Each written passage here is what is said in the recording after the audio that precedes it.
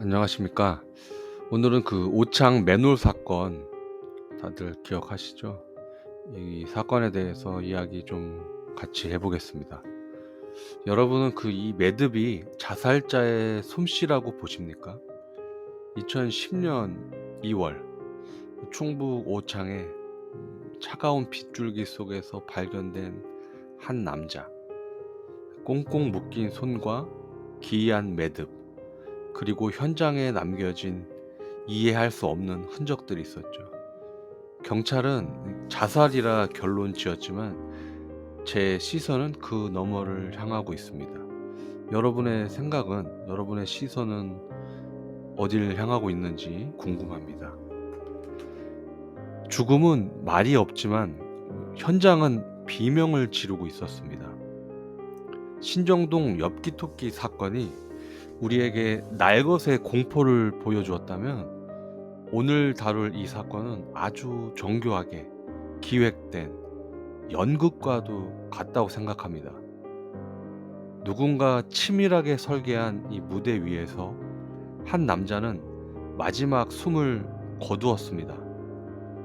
그 무대 뒤에 숨은 연출자의 정체, 오늘 저와 함께 추적해 보시죠. 현장에 도착한 경찰의 눈에 가장 먼저 들어온 것은 그것은 맨홀 안에 시신이 아니었습니다. 맨홀 뚜껑 바로 옆 비에 젖은 아스팔트 위에 너무나도 정갈하게 놓여있던 검은 구두 한 켤레였습니다.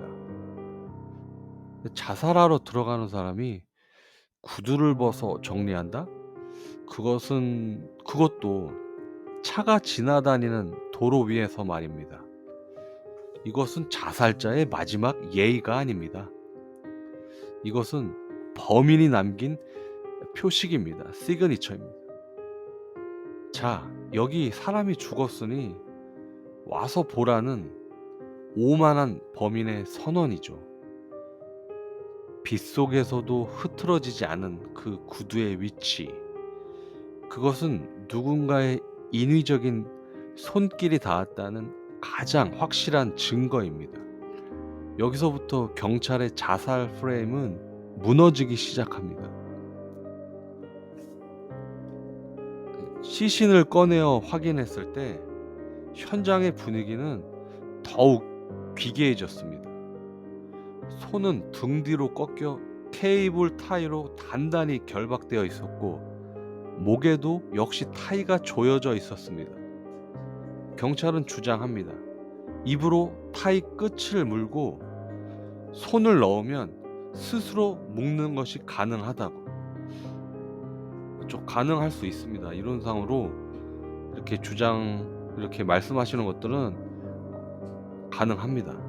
하지만 여러분, 그 좁고 어두운 맨홀 안에서 목숨을 끊기 직전의 극심한 공포, 이런 상황이죠. 완벽한 대칭, 그리고 이러한 강도로 자신을 묶는다.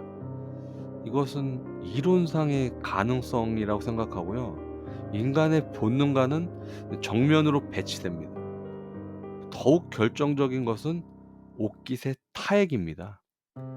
그것은 스스로 묶으려다 흘린 침이 아닙니다. 범인에게 제압당해 입이 틀어 막힌 상태에서 쏟아낸 마지막 저항, 살려달라는 소리 없는 비명이었다고 생각합니다. 마지막으로 좀 정리를 해보겠습니다.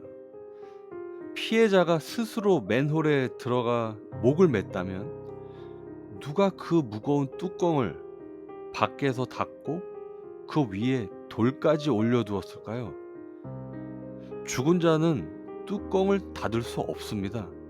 혹시 이 장면, 이 부분에 대해서 어떤 의견들을 같이 공유를 했으면 좋겠습니다.